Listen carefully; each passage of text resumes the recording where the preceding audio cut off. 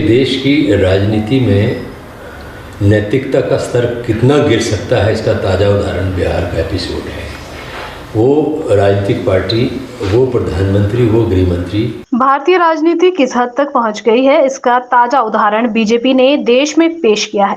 भगवान राम के नाम का इस्तेमाल बीजेपी राजनीति के लिए कर रही है। इसके लिए भगवान राम भी ऐसे लोगों को दंडित करेंगे। यह बात कांग्रेस प्रदेश प्रवक्ता प्रेम कौशल ने प्रेस कॉन्फ्रेंस को संबोधित करते हुए कही। देश की राजनीति में नैतिकता का स्तर कितना गिर सकता है, इसका ताज़ा उदाहरण बिहार का एपिसोड है।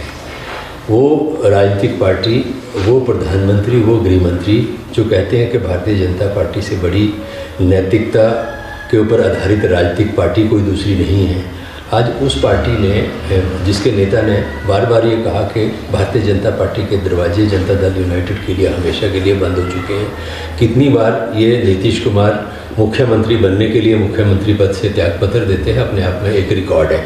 और ये देश नहीं बल्कि दुनिया की राजनीति में एक अलग इतिहास जो है वो बिहार की राजनीति ने रचा है। भारतीय जनता पार्टी का वास्तव में लक्ष्य, उद्देश्य एक ही है, किसी न किसी तरह से सत्ता हासिल करना, सत्ता में बने रहना और देश के लोगों को गुमराह करके जो है वो सत्ता को हथियाना। ये ताज़ा उदाहरण बिहार की राजनीति ने पेश किया है। और भारतीय जनता पार्टी के जो नेता हैं धर्म की बात करते हैं।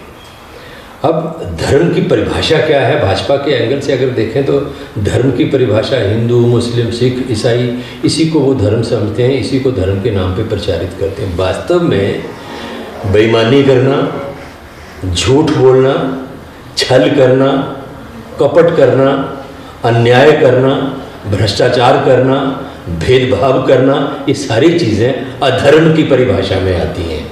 और ये सारे काम भारतीय जनता पार्टी और उसके नेता जो हैं उनको बड़ी शान शौकत के साथ जो है वो अंजाम देने का काम देश की राजनीति के अंदर कर रहे हैं। आज देश की राजनीति दो विचारधाराओं के ऊपर आधारित होकर चल रही है।